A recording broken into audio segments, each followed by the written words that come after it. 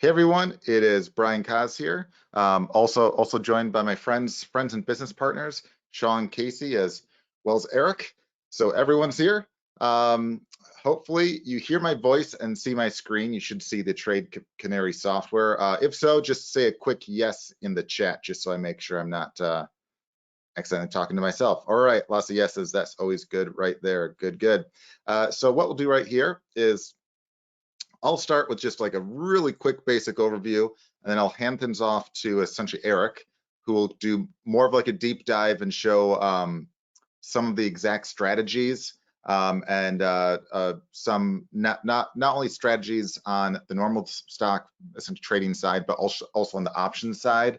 And some really neat stuff there, as well as some like brand new features that he's been working on. There's some really awesome stuff that again, nothing else out there like it, that he's real excited to show. And then finally, he'll also go through some of his latest picks, and he'll kind of give like a quick analysis of those, what he likes and what he thinks can happen right there. So before I hand things over to him, I just want to do a quick overview right now. But I also want to thank those of you that just signed up. I know we got a bunch of new people in the last week or so. I also know there's a bunch of you from a little ways back. And funny note too. So if you were here weeks back when we had our first picks, I believe every single pick has actually done really well. One of the picks has been phenomenal. It has about, I think, like 130% in increase. And the funny thing is, most of that actually happened within like a matter of like an hour of one of the first calls that we had right there. So and it worked out really well. It was essentially Eric was saying he really loves this pick, which we'll get to in a bit.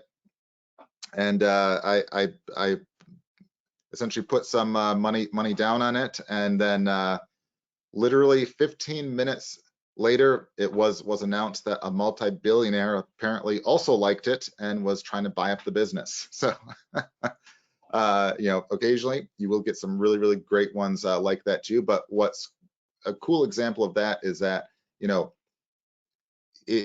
obviously there was a little bit of luck in that the timing of it was really good, in that there was someone looking to actually buy it that made an offer for the business, which made the stocks shoot up. But the reason why he was looking to buy it is because everything that our software saw and everything that Eric saw lined up likely with what the billionaire also saw as well. And it was that it was worth many times more than what the price was right there. So without further ado, I'll get the show on the road here. And if you have any questions at all or anything like that, again, feel free to ask. There's a little chat box here. We have a handful of us on the call right now, so we'll try to get all the questions answered.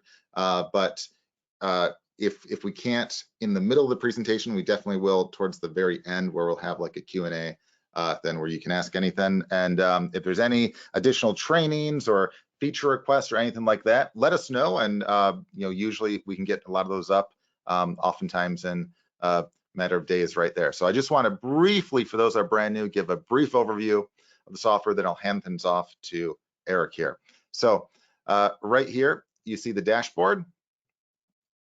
And there's a few things to note right off the bat. One is that if you're brand new, we have the training right here on the upper right. So make sure to watch that. It's not too hard. All of the calls and stuff that we have within a day or so of the call, we'll have it right there as well. You can also search if there's like a specific stock that you want to look. You can basically type in the stock ID right there and find it. But there's really, on the main dashboard right here, there's a few things that you see right here. One is if you want to monitor your own portfolio, that's so you can get alerts to like insider buying and selling, as well as the quarterly earning reports and stuff. You can if you have specific stocks you want to watch, you can see all that right there and get you know, an email alert, you know, the same day that any of those things happen. If you want to find new opportunities, like new stocks that the software essentially flags as, hey, this might be something worth looking at, you can click right there, and then, you know, I'll walk you through that in just a bit right here. And for the monthly picks, for some additional opportunities, which are essentially a combination of stuff the software finds, but also that Eric kind of does like a deep dive on, to you know, basically do some additional research on, and ones that he thinks, hey, I really like these. Those are ones that we'll have there. And then we have the insider trading, which you can see essentially insiders that are basically buying on the open market, and you can get a lot of good info there. So I'll briefly show off a couple things, just, you know, a few minutes here, then we'll hand off to Eric there. You'll see some of the news and announcements there, some of the latest news and stuff, and new features and tools we'll, you know, announce right there. Then you'll also see right here some of the latest insider transactions, so some of the latest insider trades. So right here we see in the last, you know, essentially couple days right here, looks like this guy bought actually twice, so for a total of about $5 million for his own business. And you can get a little bit of info on it right here. You can see what the market cap is. So it's a $7 billion you know, market cap. So, you know, pretty good sized business right there. And if you want more info on the business, if you're like, hey, this looks like you know, possibly a decent stock, you can click right there, and it will pull up all the information on that specific business right there.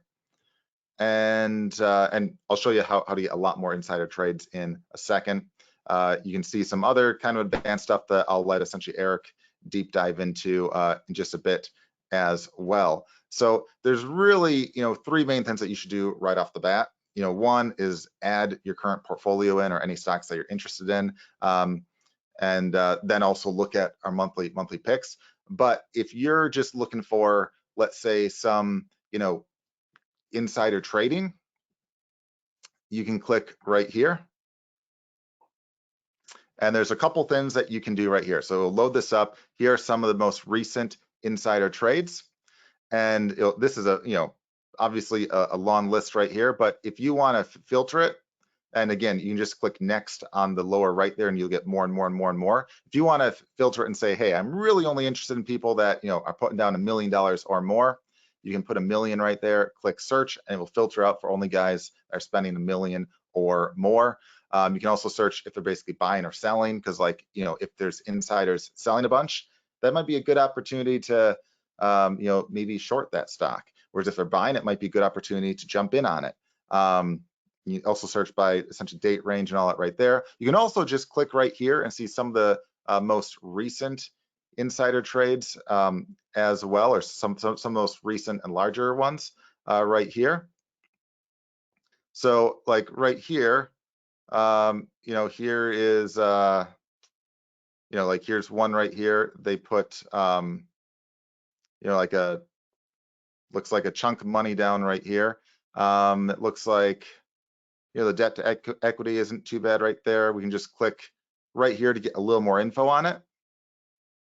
So if we're interested in the business, I mean, you can click on any of these. I just basically clicked on a random one I saw right there. And right here we see, okay, it looks like it's, you know, kind of in like a sweet zone right here. We don't want it to be too low or too high.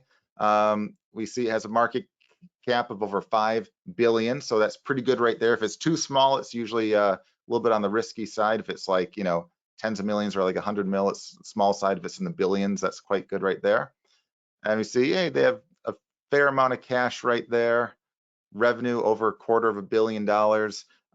You know, they're losing some dough right there, but hey, it looks like their revenue has gone up. The cash is going up on the chart. You can see how much stock the you know, executives and directors have. You can see some of the insider trades right here. And wow, like look right here. This is really interesting. So all these guys in the past basically couple days bought a fair amount of shares, and you see right here, this guy who is the CEO, he bought, or he basically increased his position by nearly 140% on the open market. Here's one who is a director, increased his position by nearly 200%, over $1 million in each of these cases right here. But the entire board right here is buying a lot just in the past couple days. So that's probably a good indicator that, hey, they know something because they're running the business. So if they're really confident buying on the open market, maybe it's a good sign. We can get click right here to get specific details on on exactly all the specific info right there if we want, but what it shows right here is like a summary of that. And we see it looks like on average they bought they're like 18.5 to close to basically $20. So it looks like an average of around maybe 19 or just over 19 is what they bought at. And we look right here, and the price is currently at $23, but the average analysis has a target of 38. So that means that the executives of the business are really confident, most likely, that it's going to increase. And already in just a couple days, it shot up, let's see, from $19 on average to essentially 23. That's what? That's approximately a 20% increase in a matter of a couple days or so. So if you were paying attention, you would have gotten an alert the day of. This is something we're looking at like 2-3 days after. So already in that time, you would have been up over around essentially 20% or so right there, just by seeing all that. So that's what's really neat about this software right here, is it can alert you to opportunities like that, and you can see some really neat stuff based upon that as well. The other thing that you can do as well is, hey, if you just want to find other opportunities, like not just insider trading, you can click find new opportunities right here, and you see a few options from long-term, medium-term, short-term, and of course insider trading, which we just showed you. I like the long-term one because it's like a little easier, especially if you're a beginner. Of course, if you're more advanced, you can go into short-term and medium-term. You can just click long-term right here, and you can either search right there as is, or you can do the advanced tab. And if you want to play around, like, I wouldn't even bother with this if you're like, new, but if you're like an advanced trader, you can mess around with this and say, well, what happens if, I only look at businesses that have, year-over-year increases of 10% and, price to book of this, and that, more complicated stuff. But again, most people, especially newer, would probably just have the basics right here. They'd click search. And what's really neat here is it does two things.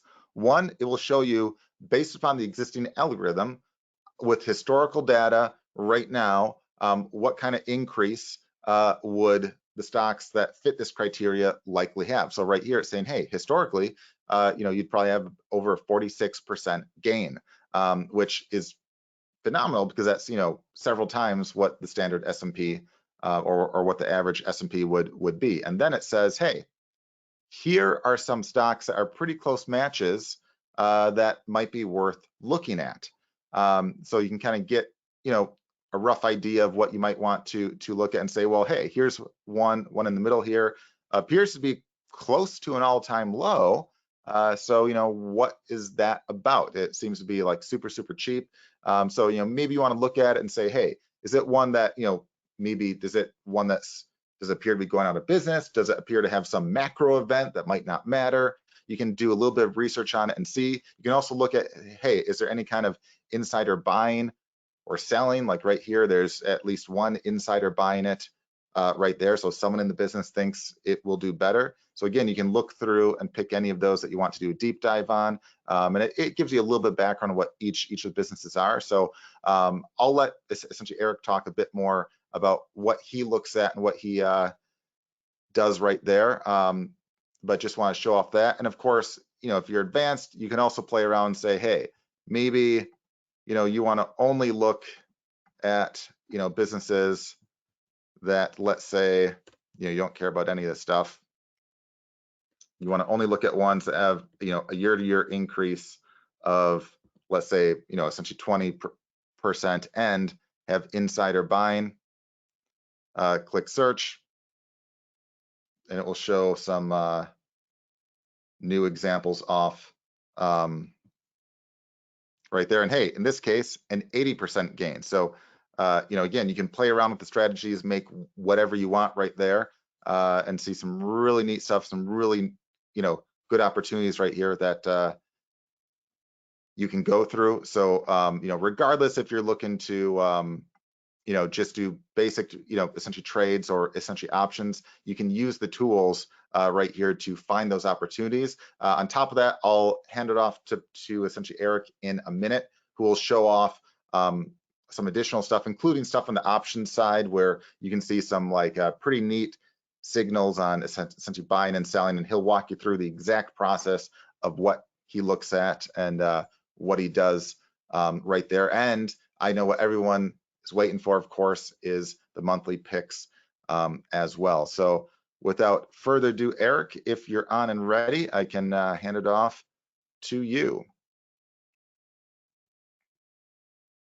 Thank you, Brian. All righty, I'll just let me pull up. Share. And I'll just make you the presenter here in a second here. There we go. And since he pulls up his screen and the slides, just as a reminder, guys, we always encourage you to do your own due diligence. We always encourage you to do your own research. None of the results we're saying are typical or guaranteed or anything like that. Of course, this is the trading market. Anything can happen there.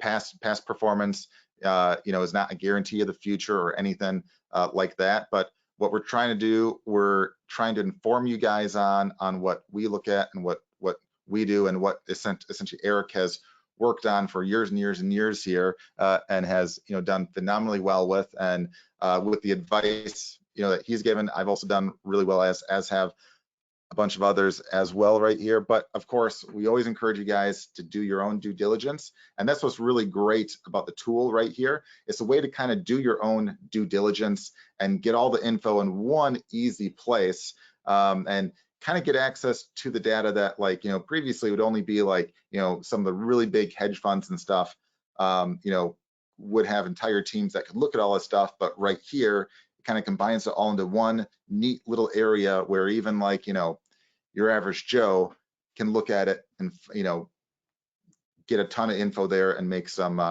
good choices right there. And of course, just as a side note too, we're all about being safe and smart here. This is not something where we're trying to encourage people to jump into penny stocks or anything like that. Of course, you certainly can use it to investigate and research those. But you'll see the strategies we use, oftentimes are for larger businesses and such, which can oftentimes be a safer bet than some of those penny stocks. So without further ado, I'll hand it off to you, Eric. Take it away. Summary. So our agenda tonight, we're going to try to get this done in the next 30 minutes, 40 minutes. Now at the end, I tend to just go off the rails when we do Q&A and we start looking at charts. So we'll just keep playing that out. But if you just stick with this for the next 30 minutes, we will record this. You can watch it later for the chart and the Q&A piece. So right off the bat, we're going to do a very quick macro talk. End of 2024, where are we at in the markets? I'm going to take just a quick look at some of our picks from the last call. Brian already mentioned they did really well. In fact, let's just look at basically two of them, so we don't have to spend too much time there.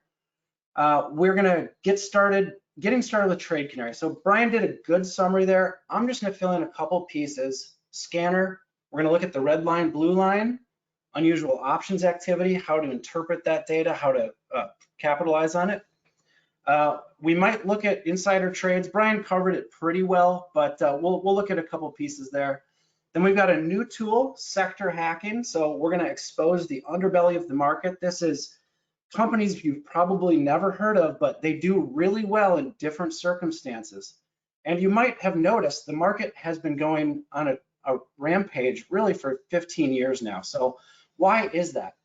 Well, part of the reason is because money is rotating between sectors. So we'll look at that in just a little bit here, and you can really do really great idea generation by looking at where money is flowing between sectors. Then we're going to look at 4 different strategies for success with Trade Canary. Option stock, 2 accounts. We'll do futures, which red line, blue line works real well with. Now we'll look at new picks and do some chart talk. So next page of the agenda. So like I said, we'll try to get this done pretty quick here. We don't want to take up all your time, but we do want to answer all the questions you have. And like Brian said, if you are looking for a specific type of training, please send in that request. We are very happy to do a video about it. So I usually just dive into the deep end of the pool because I've been doing this for so long. So Brian told me, look, we have to start with the basics, right? So we learn arithmetic, then we learn algebra, and then we learn calculus, if you go to that level. But the good news is trading and investing is really quite simple, but there are levels of it. So we want to start at the base layer and we want to build up. Now, the beauty here is too, we can make money with arithmetic, that simple intro to trading. You can make really good money with algebra, and you can actually make shocking money with calculus. So let's get going with this. So macro, end of year 2024, where are we? So it's a very bullish year. We're up 35% this year on the S&P.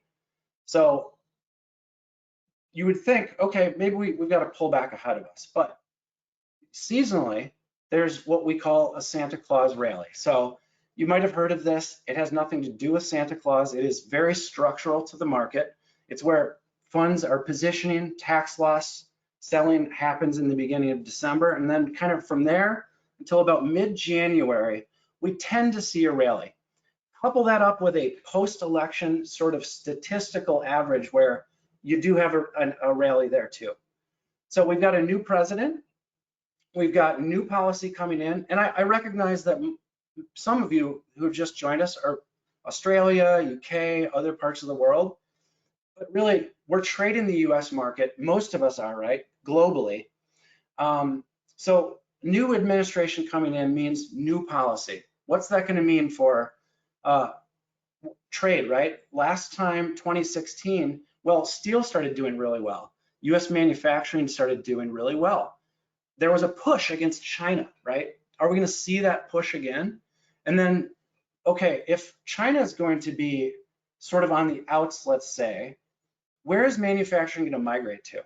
And, no secret here. I've got Vietnam and India up here, so we'll take a look at some ETFs there. So rotations are going to happen, changes are going to happen. Now, very bullish very bullish 2023. 2024, we're going into 2025 with all of these unknowns. The market does not like unknowns, right? So I could see once we get through, the new administration is in, the seasonal rally is over, I could see a little bit of a correction take place. Now, on our last call, spent probably way too long insulting the bear obsessed mindset. So if we do see some sort of thing, like a little bit of a pullback in the market, let's say 5%, 10% in the S&P, this is a buying opportunity. And that can really set us up for a fantastic 2025. But if it's not, I will tell you, 2022 is our last bear market. That was one of my biggest earning years in the last 15. So we have ways of handling these things. Options can guide us through it or help us through it, right? So we've got a portfolio that we're accumulating in, and we're using options to sort of buttress the movement of our portfolio. Jerome Powell, the US Fed head, last week said they aren't in a rush to lower rates. That was music to my ears. When they said they're going to do 0.5% interest rate drop on the Fed funds rate, a lot of people said, are we indicating a problem here? Do we really need to rush into this? So I was happy to hear him say that we don't need to rush into some grand policy change, getting rates down to 0, because I can tell you what the market would do. It would overreact and say, okay, what's the problem? So it was good to hear that. Now, another thing that I probably spent too much time on our last call was kind of ripping on the financial media. So it's fine to watch that for entertainment, but really it's like if the baseball, the football, the soccer game is already over, they're doing commentary on it. So the financial media is not a future projecting device. I mean, you can generate some ideas with them, that's fine. They'll interview a CEO or something that might give you an idea about something to pursue. So the chart is our guide. I can tell you what's going to happen by looking at the charts. And it doesn't mean it's guaranteed to happen, but higher probability, right? NVIDIA earnings just happened. Everyone said it's going to be the biggest thing and, biggest earnings report in the history of the world. It moved the market a little bit. I took a NASDAQ futures long as it dipped, came out of the dip and closed it in about 10 minutes and made 200 bucks. So, it was basically, it didn't amount to much of anything. So wrapping up on our agenda there, let's just take a look at 2 picks from our call. And the exciting one and sort of cheesed one, I guess I'm going to say, because this sort of thing does not happen very often, was ALTM. So I'm actually going to take this off of our list shortly here, but probably about 15 minutes after our call, Rio Tinto, huge, resource miner, global footprint, said they're going to buy these guys out for $7 billion or something. So you can see what happened to the chart. Now, Brian is Mr. Lucky Pants here. I got him to put about 40,000 into this 2 weeks before that. So he got, 120% gain on that. And good for him. I'm very happy for him. I had a nice big position. But honestly, I thought this was going to go much higher. This, to me, when I was looking at the company and thinking through where it's a lithium miner, where this was going to go, I was, thinking 15 bucks or something like that. So I'm happy with it. My average was nice and low. Made a great, great trade on it. We don't need to belabor the point. One of the other ones that I am actually really excited about, and you know what? Let me remove my studies from the chart because I don't want to confuse you guys. So Intel, this is one of our picks. The chart does look ugly right now. And again, we're not going to overtalk this until the end. We'll get into a chart segment. We can answer questions, but we started buying down here. I took off a little of the position as it moved up to 26. This gap is going to fill. And over time, I mean, this is Intel. We're at like 2011 prices right now. This is there's a deep option market here. You play this one right, you can make a real killing on what is a solid company that's in a little bit of turmoil. So I'm going to leave it there. We don't want to spend too much time on our previous picks. Everyone except Love is up over 20-some%. So we were talking Love down here. This one, really hasn't moved much. You know what? Since we're looking at it, I'm gonna show you one more. So this is one of our other picks. Hum, we saw the sell off with the gap down. We said, okay, that gap is going to close. There is a statistic, about 90% of these gaps close. So I'm gonna leave it there because I don't want to lose you guys. That's sort of technical talk. Let's get back into the slides, and then we'll look at Trade Canary and how we can find these things and turn them into profits. So before we do that, I just want to talk a real quick, brief psychology, because all of the technical jargon, you can learn that over time. You don't need to know anything about what I just said about gaps and charts and the this and the that. Really, we're dealing with psychology when we deal with the markets. So there is something called a reaction function. Think of a bunch of ducks in a pond. They all turn their body and their head at the same time. So do they have some sort of a mystical link between their brains? Absolutely not. They are responding to external stimuli. So we humans, we do the same thing. We have a significantly more complex reaction function, but we do have synchronized behaviors. So as we learn the market, this really is the crux of how you become a better investor and a better trader. Understand the reaction function and realize that we are high order thinkers. We have an emotion set. We can project forward into the future, and we project ideas into the future based on our experience in the past or the present. So we really want to become higher order thinkers. I have friends that are still kind of like the ducks, and I can tell like they're people I don't try to get into the market because, well, except for, I'll ask them, just follow me here because I want to help them out type of a thing. But as far as becoming a good independent trader or investor, I know they're kind of they do the duck thing, and I'm going to show you a chart here that illustrates this. So this is Lumen. I made a killing off of Lumen this year. Now look at this purple line in the middle. This is, and this doesn't matter, you don't need to remember it, but it's called the anchored VWAP. Look at how the chart, which is really just an indicative of human behavior, human decision making, comes to the purple line, the anchored VWAP, multiple times, and then as it breaks below the anchored VWAP, it comes back up to it. So I was showing this idea, different chart, to a friend years ago, and he said, "Are you telling me the whole market's rigged?" No, absolutely not. Now you could make the case for humans are programming the algorithms that do a majority of this trading, but they're still humans that are programming it. So they're using the same sort of reaction functions, and maybe it's a little more in depth, and you get this weird confluence between the purple line and the programmer of the algorithm, but it's still the same thing as the ducks with reaction functions. And to sort of put an end cap on this, there was a book written by a famous trader investor, Benjamin Graham, called The Intelligent Investor.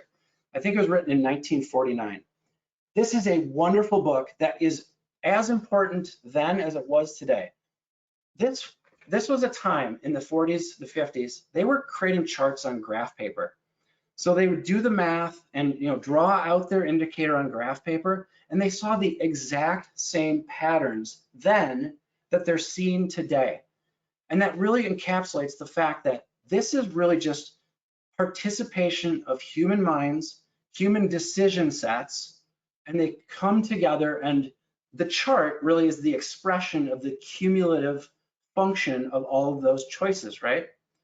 Now, his main summary, or the summary kind of what his point was in this book, to become a good investor, a good trader, we need to have independent thinking. So it doesn't mean we don't participate in reaction functions that do something like this. I mean, you could make a true killing off of this pattern, right? But then what happens if it breaks below? Okay, so that's where the ducks in the pond, they'll infinitely sort of just respond to the external stimuli. But we humans, I apologize, that is my pug. We humans have this capability of looking into the past and into the future, and that creates dramatic changes in reaction function because it's based on more data, right? So I would advise, if you're readers and if you're interested in getting really into the market and understanding what I think is the core of becoming better at this, it's to realize what your reaction function is, make it more deep. And then the other thing is emotional detachment. So we're dealing with money. So what does Benjamin Graham mean by emotional detachment?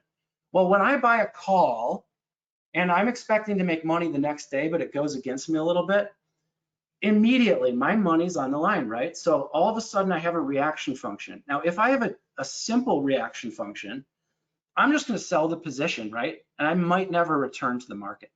So some of this comes with training, right? We need to develop the pathways in our mind that allow us to create a deeper reaction function. And money's on the line too, right? So nobody wants to lose money, but you're never going to time a trade completely perfectly. Very rarely, I should say. Never say never, but it doesn't happen that often. So how do we handle it, right? And then his other point though, and this kind of is what Trade Canary does, careful security analysis. So we want to make this so easy. And we're going to keep evolving this software so that we're picking out of the market things that 10 years ago, 20, 30, 40 years ago, you'd spend so much time just pouring through things in limited information, right? And you don't have a computer to dig through. We have 11,000 symbols in Trade Canary. So without a computer to dig into that data and extract it, you're gonna miss almost everything, right? So it doesn't mean you won't find good choices, good picks, but now we have this ability to dig into the data and expose it to the everyman, right? Okay, so let's move on here. Agenda, setting up a scanner. So I'm gonna flip over for a second to Trade Canary, and we're gonna look at setting up a scanner. So this is something Brian didn't go through in his great summary here. And before we do that though, I just wanna show you guys, I did add some watch on YouTube's. So if you just wanna see the basic version of this, me talking through it takes about 10 minutes, you watch that video on YouTube. Flip over to advanced, we've got a watch on YouTube advanced. So I'm not gonna repeat myself from that video, but what I do wanna show you is the ability to set up a scanner here. So Brian showed you the back test and then the scan. You can just run this as a scanner, okay? And okay, there's a UI bug, I'll take care of that.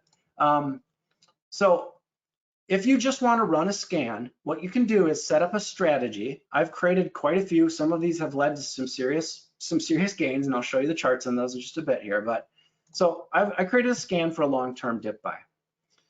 What you can do then, configure your setup, and when you're happy with that setup, give it a name down here, click Save Strategy, and then click Monitor. You can turn monitoring on and off. So instead of having to come to Trade Canary and run these yourself, just turn on, create your scans, turn on monitoring, and then Trade Canary's pegged to weekly closing prices, weekly opening, weekly closing prices. It eliminates some of the jitter in the lower time frames, right? So weekly prices. What that means is every Friday when the market closes, we update the prices, we update all the little algorithm stuff in the background, and then if we find a new scan for what you've set up here, we'll send out an email. So you don't have to constantly watch this. And that means you can set up something for insider buying. You can set up that really sweet spot setup where you don't find a trade like that even every couple of weeks, right? So just set it and forget it. You'll get an email, and then boom, you've got yourself some potential phenomenal picks just sent to your email. So that's one way to run that. Okay, Brian covered this. I'm not gonna go more into it. Let's look at red line, blue line, and we're gonna bring in unusual option activity with that. So DraftKings, this is one of our picks right now. I've made some great money on this one. In fact, I think I even have a slide I can show you guys, and I'm happy to send screenshots of this. Let me just pull it up. Oh, there it is right there. Okay, so DraftKings. I've been trading the calls, the $40 calls on this, and what are the dates here? Okay, so here's November. I made $4,000, $989. So all this year I've made $6,000, $7,000 on this. And the way I did this was looking through basically buy sell signals using the concept of the red line, blue line. So you guys, some of you probably who heard of this from Sean Allison, he talked through some of this for you guys. Now, I actually developed the code for this, so I want to clarify a couple points on it. First, notice the sell right here. It's kind of way down below this candle, but look at the price. It's $42. So in this one, we've got a trade that didn't actually pan out. So we got in at 42.46, but we didn't get out down here where the label is. We got out at 42.07, right? So that was 39 cents of risk, or I'm sorry, bad math, but small amount of risk, right? So a small amount of loss if we stopped out on this one. But if you bought calls, if you bought those $40 calls, which is what I was playing with, and I'm going to continue to play with, and you just added to it as you got these buy signals, you would have made a killing up until this point. Now, do you need to wait for a sell signal? No. Let me tell you the way I play doing calls, and I like to keep this simple. I realize there's 10,000 different strategies for options, and I think there are people that can make all of those types of strategies work. I like to keep it simple. Look at the target price on the chart that the call represents, and then I'm going to put on one contract if this was like about a $500 per contract call, okay? So I put on one, and as we are building up here, I'm adding contracts until I start scaling out at some point where I'm happy with the profit. So I don't need to wait for this sell signal, and I'll always run the trade like that. I'll put on my initial one. I'll get a sense for the movement of the stock, the underlying, right? The underlying in this case is DraftKings. I'll get a feel for the option, right? Because option prices compress and expand based on wider market movement, based on the underlying movement of the stock primarily, right? And then there's another dimension to the options. And you know what? We're going to get into a little bit more option deep dive in a moment here. So red line, blue line, you guys send in questions if you have any thoughts on this. We actually had a user send me some ideas for adding additional metrics to this indicator. And so we're very open to either branching this off into other indicators or considering ideas you have and seeing how they play out. Because remember, we can back test this, right? So red line, blue line, let me just show you a couple other pieces here. So if you hover over the indicator in the top left of TradingView, you can click settings. There are actually a couple other features here that are kind of hidden behind this by this settings page. So you can show minor signals. This is where the red line, blue line doesn't perfectly match, but there are other signals that are occurring within with various other indicators. And then, so what I did was basically shade out the directionality of those other indicators. Now, until you're used to trading, until you're used to reading a chart and recognizing that this is not a binary outcome like, oh, it says buy, therefore it's definitely going up. We want to layer onto our understanding of things. So just start with the basics. Start with the basics, start with low amount of risk, get yourself familiar with options and making money from them. And I'll tell you, they are a fantastic way to make money with leverage and very low defined risk. We'll say defined risk. So that's red line, blue line. We can then bring the unusual options scanner into this and use this as idea generation, which we then take the symbol, right, the stock, and put it into TradingView and look at the red line, blue line and see if we've got something that's matching up, right? So initially, if you're new, keep it simple. Go to the red line, blue line, come to unusual options. I recommend you go out 30 days minimum. I've actually seen some data that suggests 45 days out is the sweet spot. And then filter down by market cap. So you can see here, by default, we're loading the largest amount trades. So just to quick show you guys how to read this, someone on 11/18 put down $83 million for an open interest increase of 593%, that Tesla by 11/22 would be at the 350 strike. So by default, we're just showing the big numbers here, the popular names that are getting all the money flow. But if you actually dig into the underbelly a little bit, I like to go 1 billion to 10 billion and play with this, please. I mean, really, it's not like I'm creating rules here that are universal. This is meant to be played with. So I always mistype this. I think that's a billion. All right. So we filter 1 billion to 10 billion. We're going out 30 days to expiration. That gives us some wiggle room, right? And then now look at how much smaller the numbers are here. So 83 billion in that Tesla call. Our largest one in this market cap range is 8 million.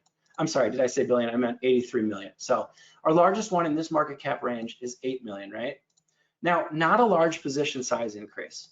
Does that mean it's not viable? Absolutely not. I mean, we can then load the symbol up into TradingView X, right? And just see what red line, blue line tells us. And right away, I don't love it. Now we're not going to do a chart deep dive right now, but you can see what happened here. This candle did want to break out and start attempting to get over this resistance zone here, and it got slammed down. Doesn't mean there won't be another attempt, but right off the bat, I don't love it. So I come back to, I'm sorry, I keep alt tabbing there. So I come back to unusual options and I go through the list. So we look for big size increase, right? Like that's insane. 51,000% increase in the open interest here. So previously 41 on 11/19, which is yesterday, there was a 21,000 in volume to increase that open interest, right? With $7 million. And this is on CE for 75 bucks by January 17. I keep doing it. All right, there we go. So CE. Okay, now that's a scary chart. We've got no indicators that are going to happen anytime soon. But now, are you familiar with red line, blue line? You can see them swooping down. We can see this start, maybe this consolidates. So maybe we put it, you know, we file this away and we come back to it in a week and we see where the chart's at. And it's that easy. Man, I'm sorry. I keep doing that. Okay. So that's unusual options. Now, some things we're gonna keep adding on here. We want to filter by sector. We want to filter by price to book and those sort of things. So this is going to be constant evolution. If you have some ideas about it, please let me know. Now, okay, before we move on from here, this chart on top. Okay, so what this is showing you is, and it's pretty simple, right? So new position dollar value. So on the 17th of January expiration, our biggest position is that X call that you see at the top of the list. And it's for that 8.6 million, right? So we can just kind of slide our mouse through the scale here. And I recognize all these names. CLF, this is actually one of my picks. I made a lot of money on CLF in the last 20 years. So I'm gonna go back to this one. And this might actually be, look at that, 52 cents on that. So where are you? 52 cents, CLF. There she is. Okay, yep, 52 cents. So a 535% increase at 52 cents, right? And we've got until January on it to get to 17. So let's look at CLF quick.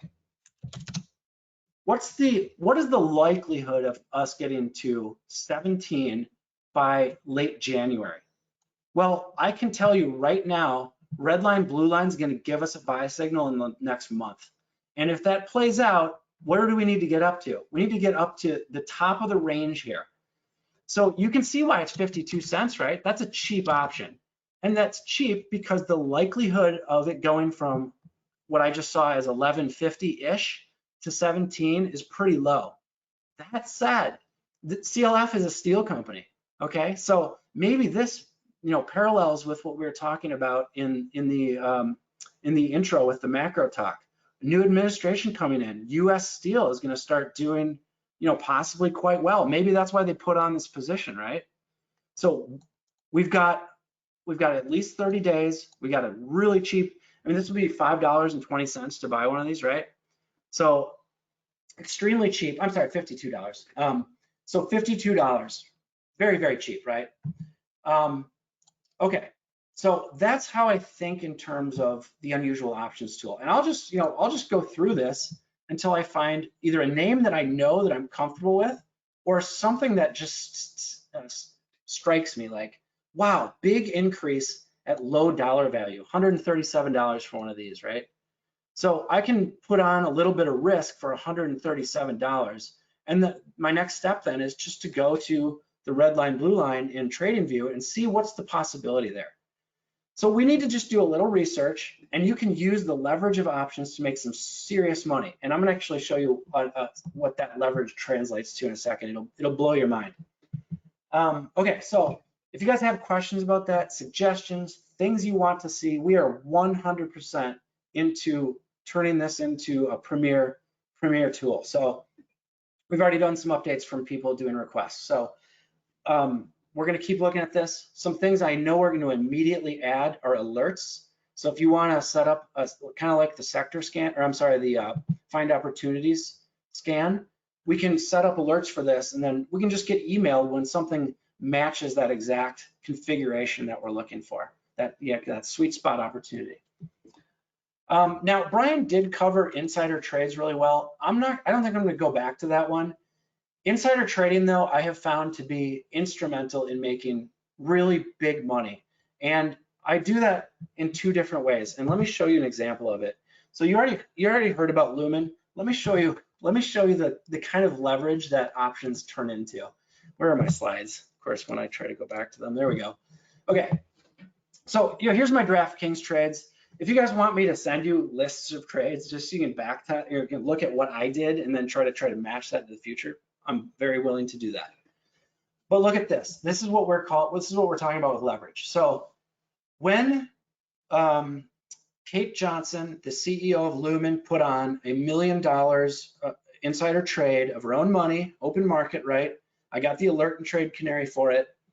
I said, okay, let's go look at the option market for this. So I put $327 in onto the $5 2026 calls, and look at what those turned into after this move.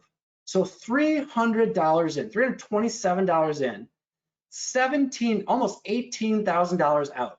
I mean, what's the percent gain on that? Anyone that's been riding Bitcoin for 10 years should be blushing, because that's the type of leverage that is like, that's a moonshot, right? And I have found these types of trades almost every year. And I'm gonna show you the pattern I'm looking for in just a moment here when we get to this. But think about think about that leverage. That's insane. For $327, you're turning that into 18 grand. So I was paying, I think, 5 cents for these. They're currently going for $4.40. Well, I sold these at $4.49. They actually got up to about $7. So this was an even bigger number. And I still have 37 of these. So I'm gonna hold them into 2025 and we'll see where they go. Okay, let me show you guys another tool we just put out here. This is for digging deep. So I mentioned sectors. Oh yeah, let's go, where was that? Unusual options. Okay, now I do note here, this is in development. So the data is good. It's showing us what we want to see. And what do we want to see? Sector rotation. And from underbelly of these sectors, there's 7 primary sectors in the market, right? From technology to real estate. And I'll give you an example of where this is so valuable. Last Friday, the market was selling off. And I showed Brian this. You came in here, there was one sector that was absolutely killing it. It was energy and transportation. Excuse me, one sec, let me take a drink of water. Okay, so market's selling off. I came in and looked at the sectors. Energy was 75% green, and there were a bunch of new 52-week highs being made. So, okay, what's happening there? What's happening in the underbelly of energy? And also, you can then note the correlation. Market is starting to sell off a little bit, primarily tech, right? So tech was selling off. All of a sudden, energy starts catching a big bid. So then let's dig into where that big bid's coming from. So when you click energy and transportation, we load all energy and transportation stocks. So the entire sector, right? We've got 21 pages of symbols. Then we can see the industry groups within the energy sector. And the one that was absolutely killing it was natural gas distribution on that specific day. So you can click nat gas distribution. And look, I mean, we filter way down, okay? And you can see even this week, these are still making weekly highs. And we've got an unusual option notice on some of them, right? So now we can take this as idea generation, take these names, copy and paste them into unusual options, and we can get a full running log of all of the option chain, well, all of the unusual components of the options in the underline, right? So for example, LNG, right? Now, so the key thought here is we're looking for strength in weakness. If you're on the short side, we're looking for weakness in strength. And we do that by just taking a look at where money is flowing between these sectors. And we can extract then things that, I'll give you a great example of how to play this. So am I ready to start buying energy? No, it was good to see that energy was doing great on a down market day in technology, because that tells me something, right? That tells me what to look for if we do start getting a market sell-off. I'm gonna start looking at energy names, right? And then we can do it through options so that we don't have to start accumulating stock in some of these companies. Now, we should be accumulating stock in our portfolio. I'm a huge advocate for that. We're gonna get to a section in the presentation very shortly here where I'm gonna show you, you can make so much money doing that with, I guess, less risk in some sense than with options. But what that told me though was, okay, so what's selling off in technology last Friday? And I can find then, okay, I've got on notice, energy moved up. What were the names moving up? Okay, let's write those down on a notepad because that might come in handy in the future. What was big, what was strong in technology when it was selling off though? Because you can click on technology and by default, like I said, this is in development. We're gonna add all kinds of things so you can pull data out of here without having to look too close. But by default, we sort it by the biggest buys. So last Friday, NASDAQ's selling off, technology's selling off. I come in here and I see, and frankly, I'll be honest with you, I don't remember which one it was, but one of these industry groups was still up. So I click the industry group, I look for new 52-week highs. We can sort by percent change, right? And now I'm finding strength in weakness because I think we're not done with the technology trade, right? Are we ever going to be done with the technology trade? Probably not. So this is how I think about the market. This gets us into the underbelly. And the best time to use this tool is when a rotation's happening. NASDAQ's down, come into this tool and just look at what's strong. And you're going to start revealing things within the market. Oh, this is absolutely hilarious. So one of my friends who is actually on this call just bought Qubit. Look at this. Qubit. There it is. I told him to avoid this because it's just, it could be a pump and dump, but he bought it and man, did he make some good money in the last week here. So it's funny that popped up on the scan here. Okay, so let me know what you think. Let me know if you want me to, I'm gonna do a 10-minute YouTube video on this one. You'll see that little YouTube red bubble pop up here. I'm gonna start speeding up a little bit, you guys. We're almost at an hour and I don't wanna keep you too long. So we're gonna go back to the slides. And I just wanna talk options quick and how to use options.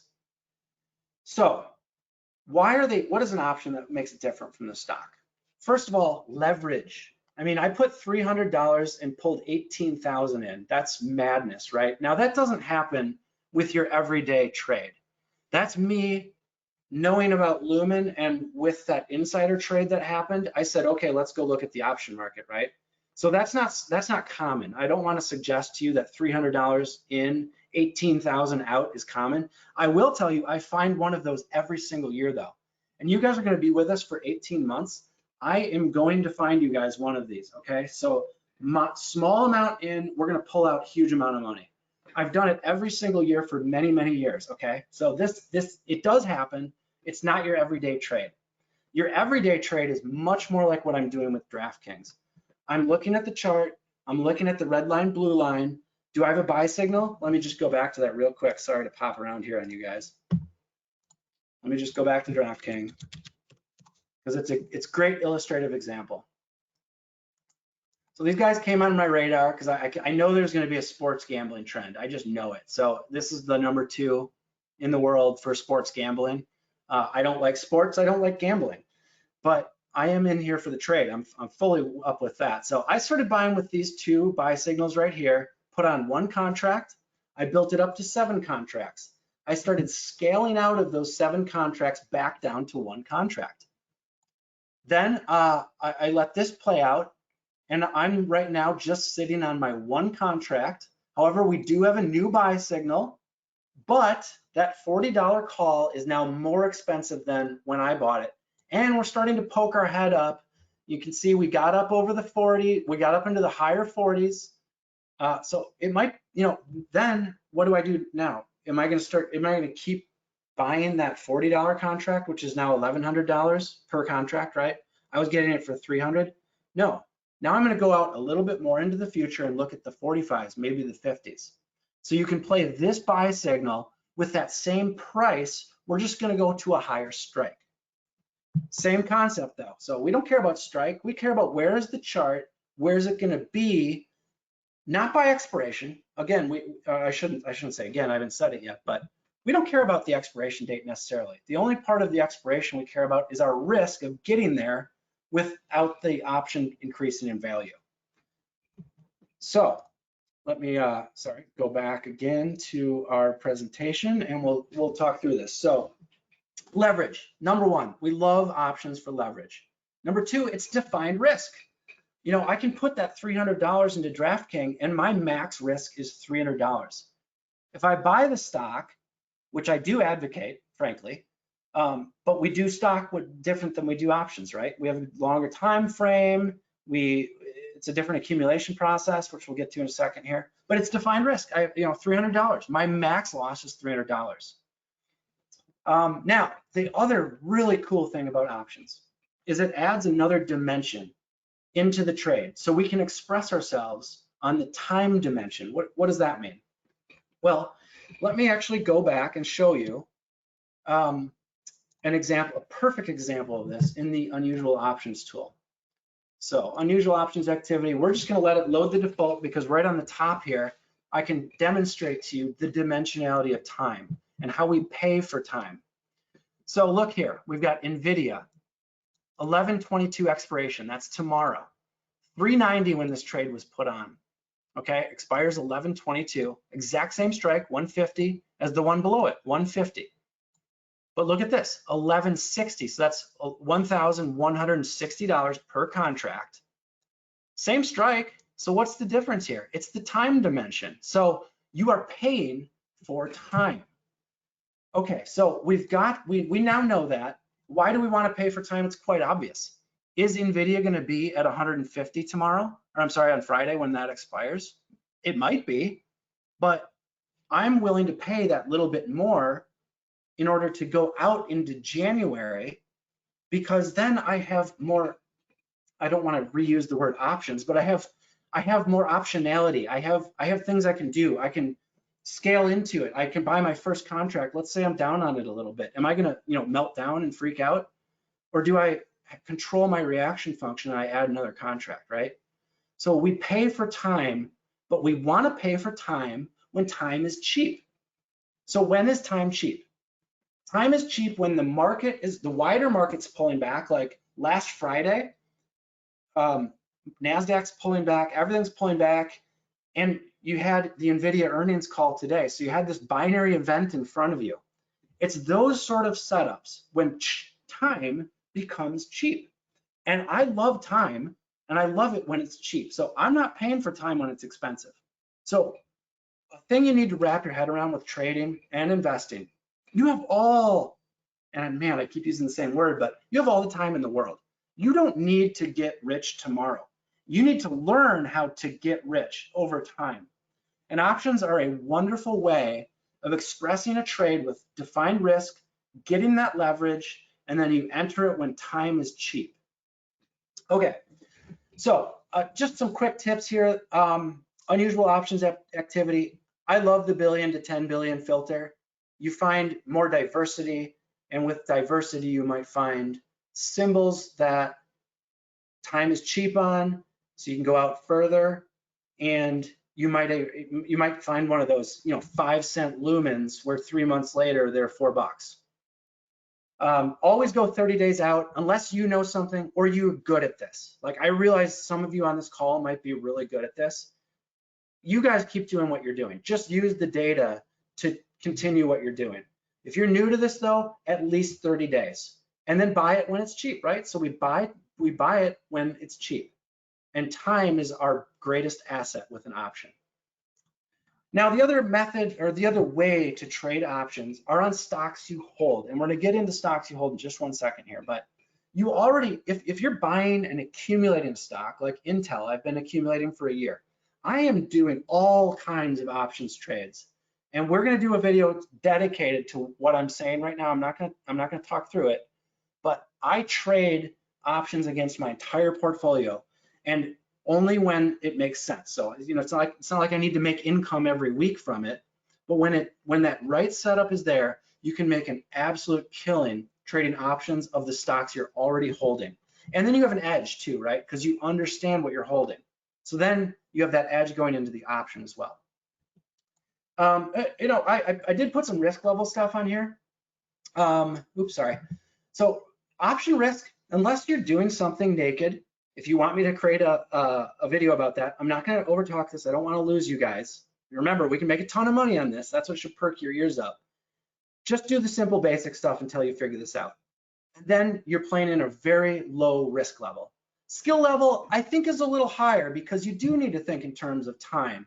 You do need to think in terms of how much you're paying for that time and when you put that trade on. And use the red line, blue line. I used it for that DraftKings trade, and I made $7,000 in the last month and a half or so, right? Capital requirement, very low, assuming that you're buying cheap options. So capital requirements are low.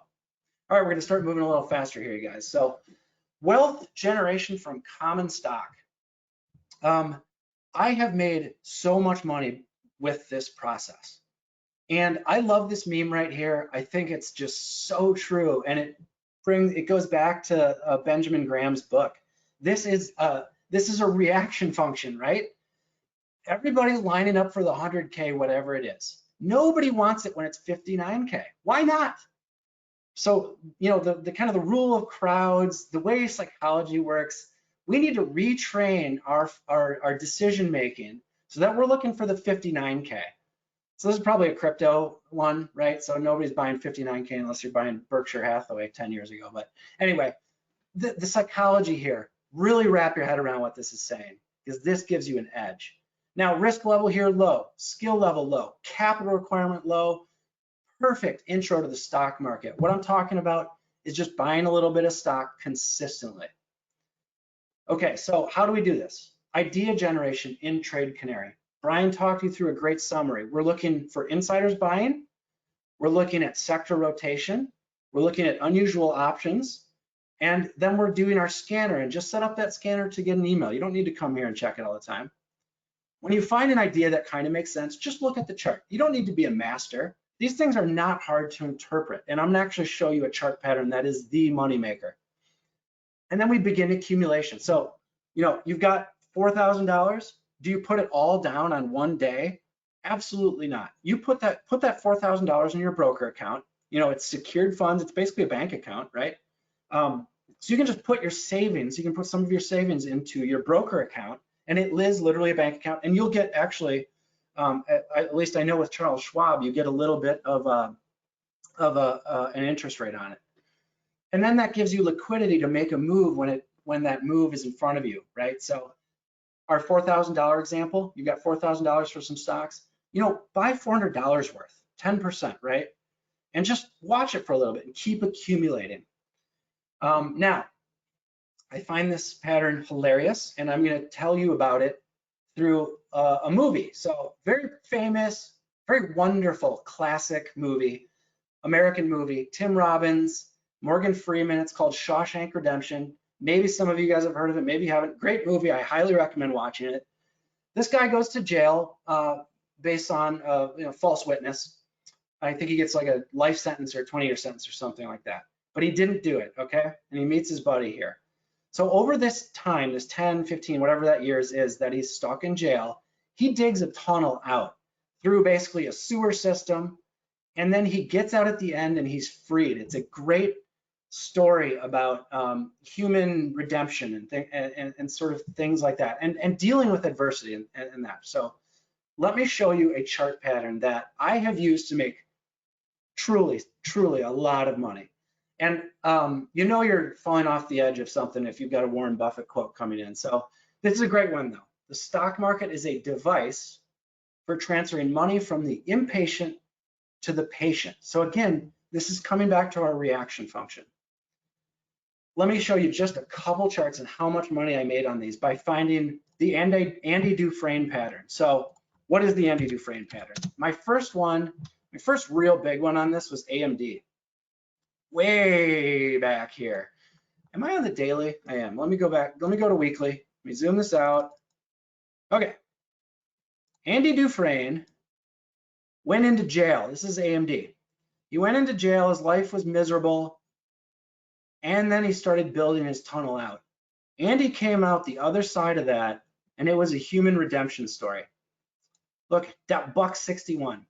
I had like 10,000, 15,000 shares of this down in this range, and it just detonated. So Andy came out and was dancing in the rain. Let me show you a couple more. Rolls-Royce, Ricey. I like this company. It's not the car company. They make jet engines and small modular nuclear reactors. COVID sell-off, right? Andy Dufresne went into jail. Andy Dufresne came up out into the rain, and he's dancing. He made a ton of money. This is a 700% gain, by the way. I have a friend still holding this. I put this red line on here earlier. I always sell too early. That's the one fault you can give to me. Now, why did I sell it here? Well, I look back in time, right? My reaction function is trained. And sometimes you want to ignore it, but I didn't know, right? So I sold the majority of my position, but I got 500% out of this, right? And unlike an option, time is on my side. So I could accumulate while Andy was in the tunnel and then just wait it out, right? And I only had to wait about 1.5 years, but I got 600% on that, right? And that's much safer money than an expiring option. We're not going to belabor the point. I'll show you a couple more here. Oh, Lumen. Lumen was a total Andy. And when the CEO bought, I said, all right, Andy's about to emerge. Andy emerged. I think she bought I went right to it. So 520. The CEO bought 1 million shares right here, okay? We had one final little dip and then a mega rip. And I have free options. I had 177 calls. I started scaling out of them. I'm gonna hold 37 of them completely free, right? I mean, they cost me almost nothing. So what would he do? Free, you know, $200 free. I had a lot of shares. I still have the majority. And I sold enough though, where it's now a free position for me. I'm just gonna let Lumen play out and do whatever it does. Okay, let's move on from this piece. The Andy Dufresne though, look for it. You will make money with Andy Dufresne. Okay, talking about reaction functions. So when you see your stock go way up and it reaches some resistance point and starts pulling back a little bit, you know, what's your mind thinking, right? You can trick your reaction function. Open up a second broker account and short that stock when it gets up way high. If you're in an Andy Dufresne and he's dancing in the rain, but it starts pulling back like Lumen did, let me just show you that chart here. So, I mean, okay, yeah, amazing move, but it hit 10 and then pulled back to now 750. I opened a short in my second account up here. Do you think I care about this pulling back now? I don't at all. I'm laughing all the way to the bank because my short is making money. So that's one great way to turn to modify, to confuse your reaction function. Now, last and definitely least, but fun. Do you want to get nuts? Come on, let's get nuts. Does everyone know this movie? You guys are from outside of the US, some of you maybe not, but it's Batman. And if you want to get nuts, there are micro futures. So these are small tick futures. This is perfect for red line, blue line, because it's very much so about trading. We don't care about company fundamentals. We don't care about Andy Dufresne in the tunnel. What we're looking for is red line, blue line signals. Now, I will give you a warning. And that warning is the picture of this man down here on the bottom right. We have a very nice, healthy looking Pope. And 1 week of real trading, he turns into this kind of zombified version of himself. So only do this once you're ready for a little bit of fun. You got to be a little bit crazy. You need to learn the charts. But there are these things called micro futures now. So this is like the small, cheap version of the primary futures. So like NASDAQ is /NQ in Thinkorswim, Charles Schwab. I don't know the symbol in all of the different brokers. They're slightly different, but you can probably type in MNQ and find something like this. I'll tell you what I do with this though, and it's just kind of for fun. Trading opens on Sunday, the futures open on Sunday. I'll just take a quick look at the chart. I'll put on one contract of one of these, NASDAQ, S&P, Dow, crude oil, gold. I'll just find one of the charts that looks like just a simple setup for like a 1 hour move, right? 5-minute chart. You're using TradingView, red line, blue line. You can easily do 100 a day with this. Now, then you need to turn into a trader. And if you're new, don't do it. If you're experienced, this is fun. I mean, I can't tell you how many times I've been out to dinner with my wife and I closed the trade, I made 150 bucks. I'm like, honey, NASDAQ paid for our dinner. I mean, it's very low risk. It's small tick rate. We're not going to spend any more time talking about this. Okay, ideas and charts. Now, we are at 1 hour and 15. If you guys want to hop off, this is where I get nerdy. You can watch it later. And I start kind of geeking about charts and stuff like that. So let's get into it. Okay, we've got some of the picks we've already got up here. So let's look at some of these. I'm going to move this onto a different monitor. 1 second. And I love my broker. I love their charts. I'm going to do it in here with my long-term simple setup. And I broke everything. Auto zoom. Thank you. Okay, PayPal. Look at this. Okay, can anyone guess where this is going? Oh, and by the way, remember that purple line I showed you about talking about the ducks and the reaction functions and whatnot? That's right here. Chance of PayPal getting up to this line? Sans nuclear war, I'm going with 99.9999%. So that means we're 85 to 114. Now, you can express this a couple different ways. I advocate for both. Accumulate some shares and look at buying time in options when it's cheap.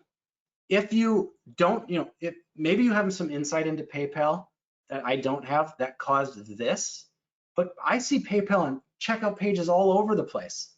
Now, it's already had a decent move. I was kind of mini Andy Dufresne this. So I've got my position. I'm up on it. I'm not ready to put on any options on this yet, though, because we're already coming up to, the war zone. So if you guys aren't familiar with technical analysis, it doesn't need to be super geeky, and we don't need technical jargon. But I call this the war zone, where there's price that's trying to determine where it's going to go.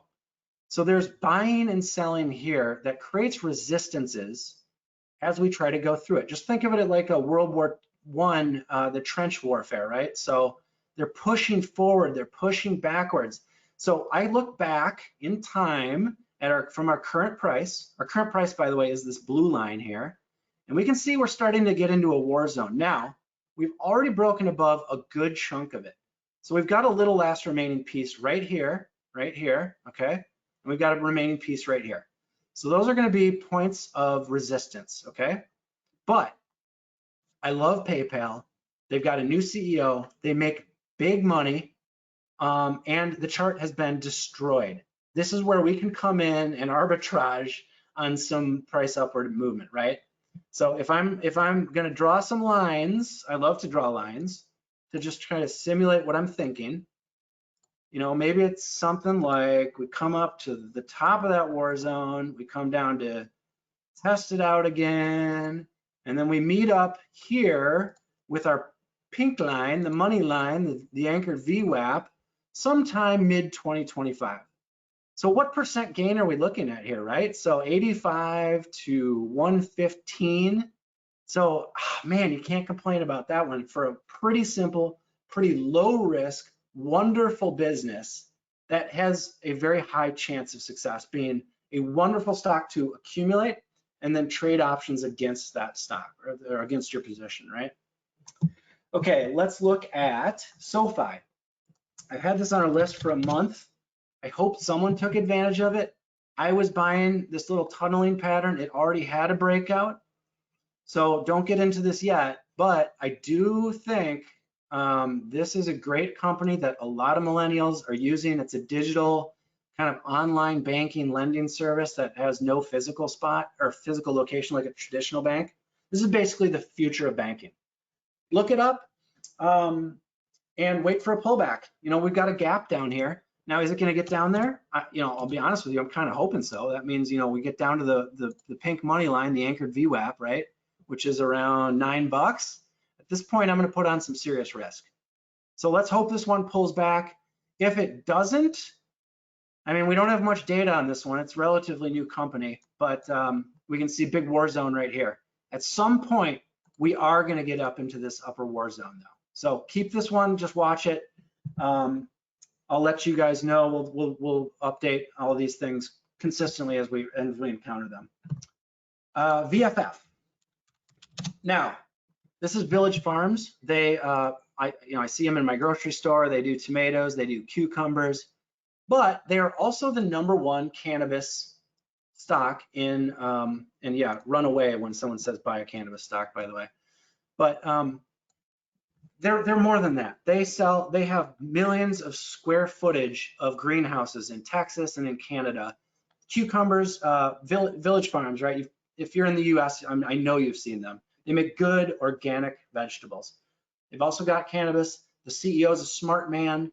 They're getting into Europe now, into the Netherlands and Germany. I think this could turn into a mass gainer. So you've got the Dufresne set up. I'm just buying stock right now, 77 cents.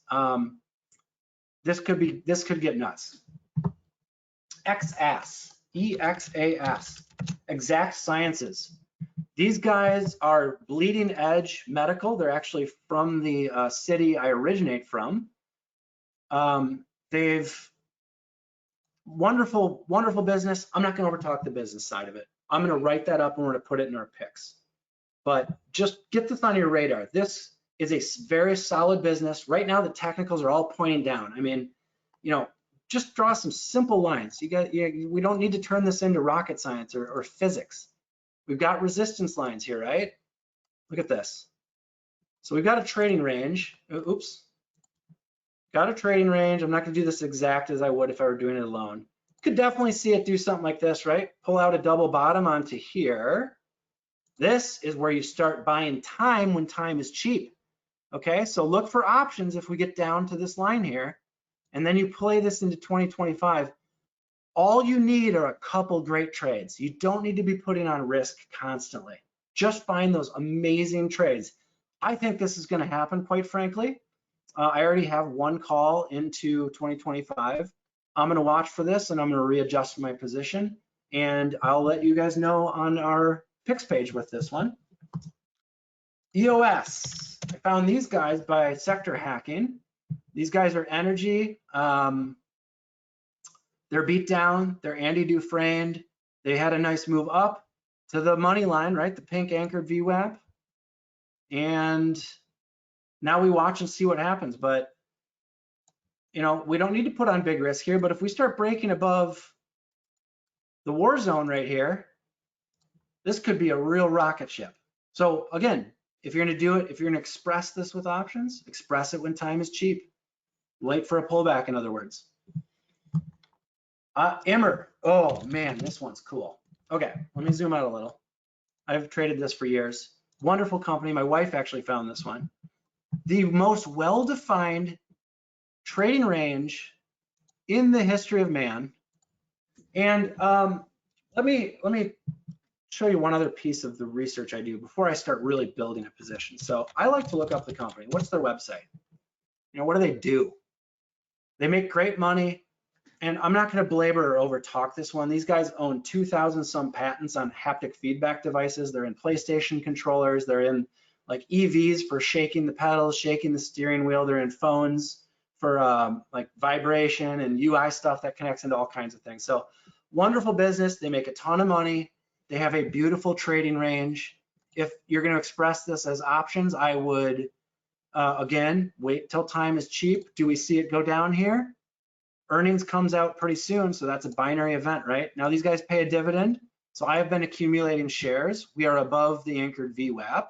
I could very, very easily, in fact, I'm playing it to go up here. I'm highly, I'm very convicted that this is going to happen. I'm convinced that this is going to happen. Great business, they make a ton of money, and frankly, you know what? This is where you go to Trade Canary too, and you look it up, right? So we don't buy crap. We don't buy penny stocks. We want to know what we're getting into, especially if we're going to accumulate shares. I forgot I had a signed out session here. Sorry about that.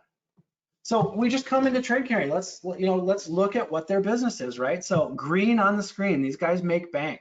Okay, There's almost no fear here. And then look at our 52-week range. We're at the lower end of our 52-week range. You can see it in our little mini kind of range chart here. You almost don't need charting, right? So this yellow caret tells you where we are in the 52-week range. Okay, we are at an hour and a half. Brian, if you want me to stop, I will. Otherwise, I will keep going. If anyone wants to drop off, please do. And you can watch it later. But this is as great of a setup as you can get. All we need to get through is the binary event of the earnings report, which is on Friday, okay? So let's see what happens Friday. I've got a lot of shares in this. I'm fine with it pulling back. I'll add some shares and I'll add some calls down here. We get capital appreciation. We get, earnings does well. We go up here. I start, taking off a little bit of risk and we play it like this. CLF. That was a great reaction function discussion, actually. So my dad he's 76 years old. He's in the Andy Dufresne of life right now. Actually, I'm just kidding, but okay. I was talking to him about this stuff and this, I've been writing this software in the background for years and years and years. I've just been looking at it through a database. So we finally put a UI around it. That's what Trade Canary is. I was talking to him about these ideas, and he said, you know what, I'm gonna give it a whirl. He's been in just annuities, 5% bonds, all that super safe stuff his whole life. So he said, here, 25 grand, tell me what to buy. I gave him 3 names. CLF was the big one. I said, you really got to buy this. And let's see, what year was that? It must have been 2018. Let me go back here. It doesn't matter, but it was in the Dufresne right here, right? Okay, so he's down in the tunnel. My dad put maybe 10,000 into it. Let's say, $25,000. He bought a few names. This was the big one. He called me a month later and he's like, well, it's down. I don't know what to do. I mean, it's fine if it's a total loss. I'm like, Dad, no. This is where we double down. This is a solid business. This goes back to like I don't want to say I'll be wrong, but let's see, the chart goes back to 1988, right? This is one of the biggest US steel companies, vertically integrated. They mine the iron, they turn the iron into steel. They bought the most high-tech US steel company, AKS, a few years ago, which does arc furnaces. So they use electricity to melt the iron instead of blast furnaces. Like China's just using blast furnaces and dumping out the worst steel on planet Earth. These guys create amazing new age hyper steel. Now look at this chart. So, okay, to finish the story about my dad, he was totally playing into the wrong reaction function. I'm distraught, I'm gonna take a loss. I said, no. We doubled the position. It probably was like right here, right? So it dipped, we doubled the position, and he rode this thing up. That 25 grand turned into 125 grand in like, up to 26. So I think it was about 8 months. So he called me at the end of it and he was elated. And he realized how much he had given up by not getting involved in this. So really, I kind of think of it like this. Your risk in the stock market is not getting involved in it, especially now. We're going global with this. I mean, the millennial generation, they figured out crypto. You wait until they figure out that the stock market's 10,000 times better than crypto.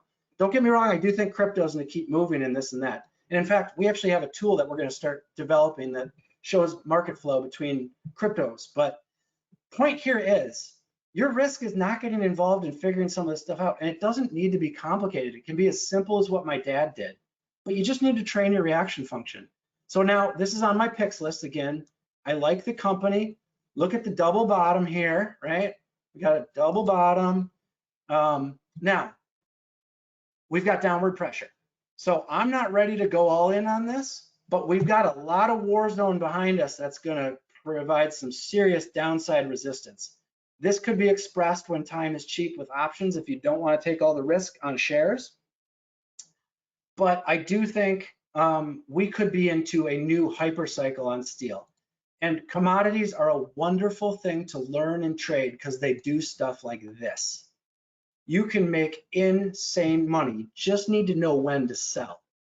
So frankly, any chart you see that does this, start getting out. Don't think about the next 20%. You should be scaling out as this is happening, okay? And again, look, I mean, so blue line is where the current price is, okay? So we're back at 2007 here, okay? So the dip down in 2007, our price right now is probably like to the dollar here, right? So we've got a lot of trench warfare behind us that's going to provide downside resistance. This is going to turn into a phenomenal trade in the next X number of months / year and a half, let's say. Okay, let's see. I've traded this a lot. I drew some lines to convince my friend not to trade it the other day, so we've got some lines on here. This is a uranium miner in the United States. Everybody's been talking about uranium. Kind of if you're clued into the energy world, you know, uranium is going to be a narrative. I'll just say that. UUU is a good way to express it. Let me show you the sort of the master class in uranium right now. These guys are moving up big. So, okay, this is the good one, right? So CCJ, Cameco. Why is UUU not following, or any of the other smaller companies, right? I think we're actually gonna have a nice pullback here, and this is gonna provide us an opportunity. So let me go back to CCJ again. Sorry if I'm moving too fast for you guys. So this is best in class uranium miner, right? All the averages are pointing up, but we got a big move. So I wanna see a pullback here. I'm not buying Cameco though. What I'm buying is UUUU when it pulls back. We got a nice range down here, so you can see why I was drawing these lines down here. Now, do we pull way back down into here?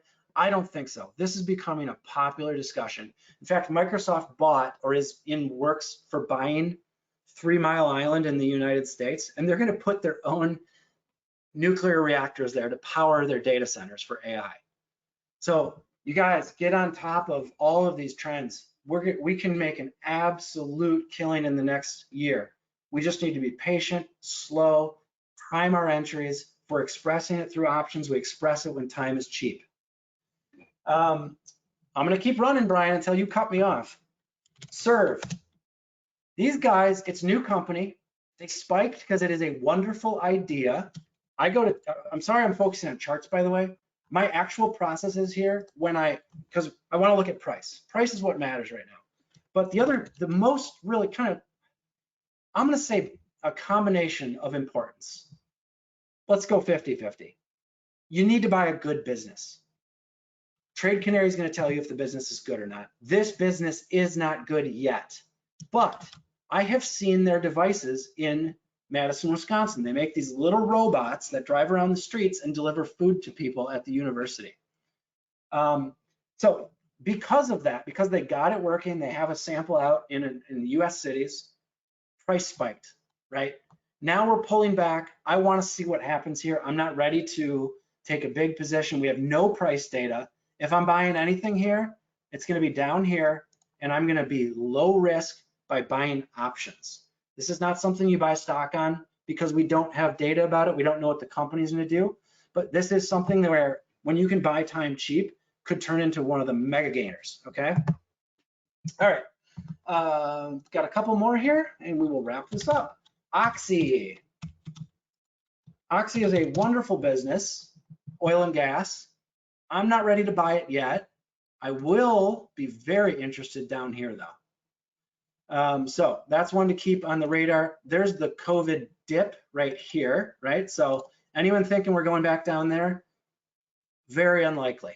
That trade has passed. And in fact, those were my big, the day that oil went negative, I went into my database that became Trade Canary and I just sorted by sector, energy, and show me what is, show me the strong companies, okay? So the way you find that strong company, just to reiterate though, just look on this company overview here. How much debt do they have? How much income do they have? How much revenue do they have? These are very simple things that you can ask of your own household. So we all understand this. How much money are we bringing in? How much debt do I have? How much cash do I have? It does not need to be more difficult than that. And then as we scroll through this, Brian didn't actually touch on this, so I will mention it. This is Serve, new company, but so look, EPS. you know what, let's pull up Oxy, because that's what we're talking about.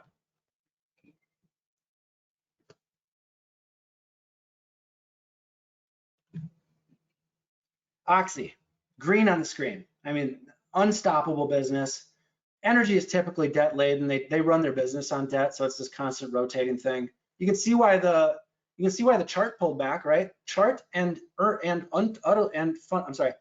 chart and the fundamentals always meet up. The chart is always going to come into line with the actual fundamentals of the business. So you can see Oxy's revenue is coming down. It looks like we have a little turn here though, right?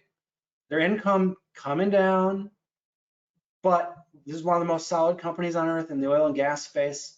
Warren Buffett was buying this at the very wrong time. I think he was buying it like right here, frankly. So we can get ahead of Buffett and buy it when it's a better sale.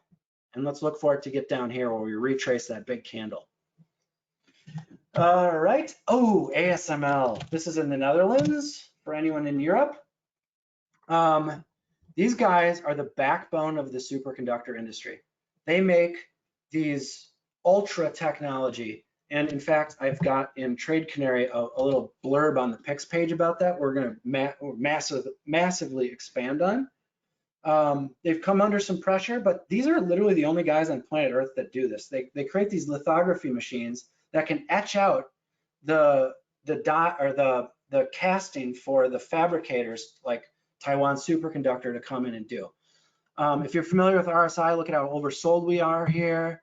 Look at how nice of a little defined line we can do here, right? So we've got something to play with here. This could be expressed in the short term via options. I am buying and accumulating stock on this one. It is an expensive stock, but there's no company like this on planet Earth. Okay, ZI, I actually found this one today on Trade Canary. I think it's setting up a Dufresne. Now the reason that I liked this is because there was some good insider buying. Let's let this load for 1 sec here. Look at this. Green on the screen, solid business. Our little mini 52-week kind of like window into the chart. I love where I'm buying here. Look at this, EPS moving up, revenue moving up. Income, you know, it goes up and down, that's typical. Cash down, debt up since 2021. Is that a big deal? Nah. CEO, 11/15, $5 million, okay? Do you think the CEO knows what's about to happen here? Bare minimum, we're getting into trench warfare right here. So that's, let's see, $10 to $25 sometime in 2025, maybe late 2026. Express it through common stock initially, then start expressing it through options once we've got some confirmation. Actually, you could probably buy some calls out into January here and maybe play a bounce back up into this little mini war zone range here. But that's definitely going to be on my long-term list. Gunk, GNK, Genco Shipping, one of the greatest Dufresnes I've ever seen, and I've been trading in and out of this for years and years and years, just waiting for it to actually do what I think is going to actually happen. They pay a dividend. They're super solid company. GNK, Genco Shipping. Now, you guys have probably all seen this company. I love seeing my companies out in the wild. It just gives me a good feeling, like, you know, I'm buying something big. So this is Genco, right? So these guys are big shippers, right, across the globe. Brian, did I hear you blurb? Are you telling me to stop talking? All right, so. John, you can just keep going. People are loving this. You haven't had a chance to look at the comments, but people are absolutely loving the deep dive. I know we probably have lost some new people, and we'll talk about that when you're done about you know how they get caught up. But just keep rolling. Okay. So beautiful chart pattern here. I mean, peaks to peaks. We've got great ranges. We've got a solid business. I love the size. I mean, just the size of their ships. I want to own the stock here. Now, this happens, maybe, probably not. Look at the moving averages starting to move up. We're down into a nice range here. I'm not going to overtalk this one. It is solid. It is going to do something like this someday, and they pay you a dividend to hold it. I'm going to mention something too. We've got some strategies that we're going to tell you guys about at some point in the not too distant, where you can leverage your stock to make money using options. So we'll talk about that at some point too. LTRX, another one I found recently on Trade Canary from an insider purchase. I'm not 100% on this one. I am putting it on the we're watching it. I want to see, now that it's pulled back to a spot that I do think, I mean, look at my blue line here, right? So we're going back into trench warfare from 2018. Insider just bought, but that is a big candle. Our moving averages are pointing down. Could this resolve to the lower end of the range? Not impossible. If we get down here though, I'm going to start getting into my Lumen mindset, you know, my 5 cents, $300 turning into 40 grand type of thing, right? So we're going to put that on the watch list. You guys don't have to remember any of these. They'll be on shortly on Trade Canary in the next like week or so here. I gotta write up the article stuff for it. Alcoa. I've been fantasizing about this one for a while. So Alcoa, one of the biggest aluminum producers on planet Earth, ultra solid business. Let's pull them up in Trade Canary. We've got beautiful defined patterns to trade. AA, Alcoa. I actually don't remember what their last earnings report was. Since we're here, I'm going to show you guys one more thing on this page I just added. Okay, green on the screen, ultra solid. Now, we are top of range, new 52-week high, right? So does that mean I'm getting in right now?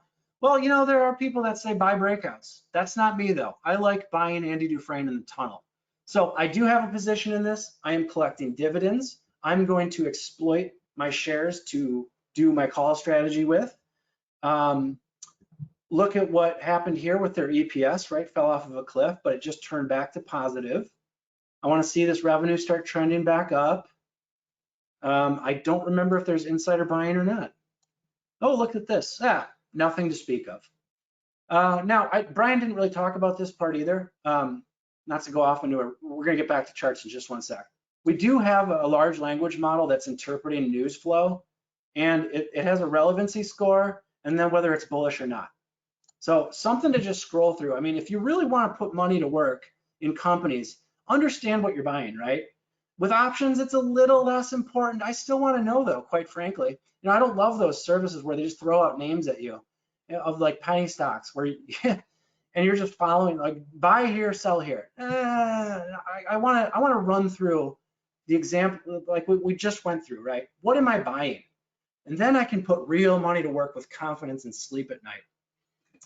Okay, that actually was my list. Oh wait, no, we've got two more. And these are warnings. In fact, let me just show you how I have these labeled. NEO, it's in red. You only do this with options. China risk, but this is a wonderful high-tech EV manufacturer out of China. They have a great idea. Instead of charging your batteries, we create your EV battery in your garage. I mean, you can still do that, but they've put up literally thousands of battery swap stations in Europe, China, and I think elsewhere. My only concern here is that it is a Chinese company and you're buying an ADR. An ADR is a proxy of shares. I think Goldman Sachs runs this one. They hold the shares on the Chinese stock exchange. You might have heard of this one, but I mean, look at this chart pattern, right? Amazing move. Massive pullback. It closed every single gap on the way up. This one, if we eliminate the China risk, which we can kind of do with options, right? So we buy when time is cheap and we go out as far as we can if you want to express this as an idea. Look up this company though. Battery swap stations. So you just drive in, it takes 2 minutes, they drop the battery from the underside of the car, and they put a new battery in. So it solves that kind of range fear thing, right? And their cars are beautiful. I mean, really, just let me pull them up actually, because I like cars. So NEO. Okay, so here's their kind of common sedan. It looks like a Tesla, right? I mean, but they also have these just incredible looking kind of hypercars. But I mean, here's what they really make. Look at the interiors; they're gorgeous. I mean, this is a much higher quality than a Tesla. Like the Tesla, I would put it kind of like in the Chevy range for interior quality. These are like Mercedes range for interior quality. So I love everything about the company. I don't love that it's China risk. So we can express it with options. We get that time cheap enough. This could be another, Lumen, right? So $1 option becomes a $20 option, that type of a thing. Lumen was even better than that, but way better than that. But there's an idea. Last one, and we'll wrap this up. Vietnam. So this is going to happen no matter what happens with China. There has been a narrative for years that I've been clued into. Manufacturing is moving to Vietnam. In fact, my sister ran a business where she would design clothes and have a Chinese manufacturer ship it into the US. They had a storage warehouse and they would sell them on Instagram and this and that.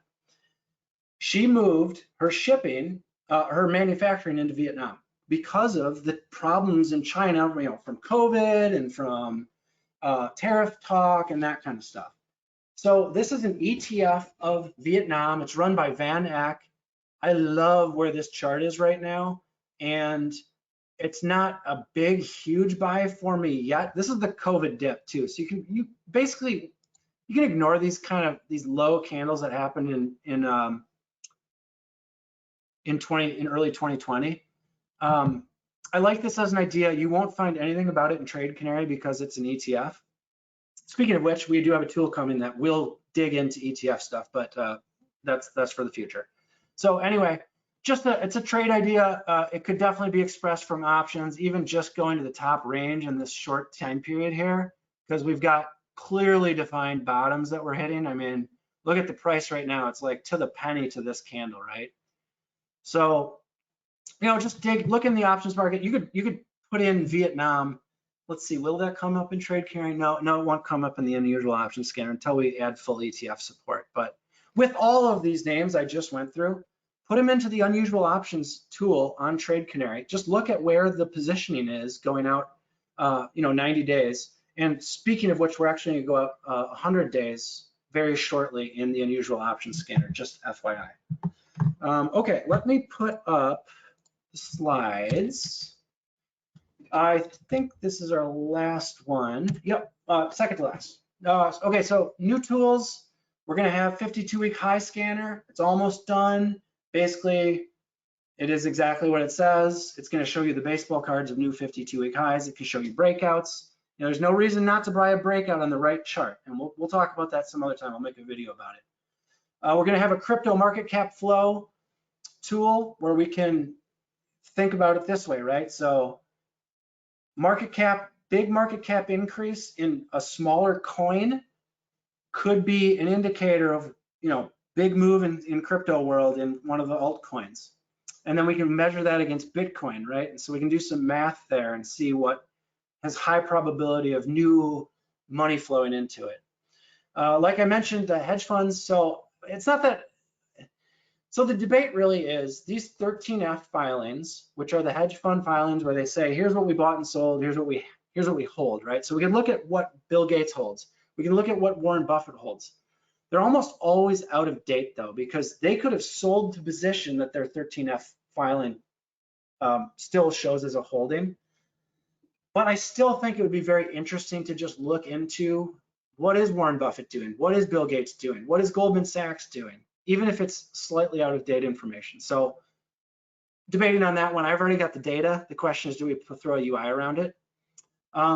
Updates, and this is where I'll say, if you guys have ideas or you want to see something in the tools, please send them to support@tradecanary.com. Very happy to look at it if it makes sense and it's going to help everybody. I'm into it. So here's what I know we're going to do very shortly here.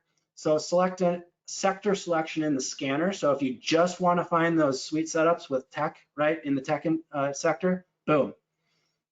We're going to do a little widget above the chart in the usual options so we can look at put call ratios.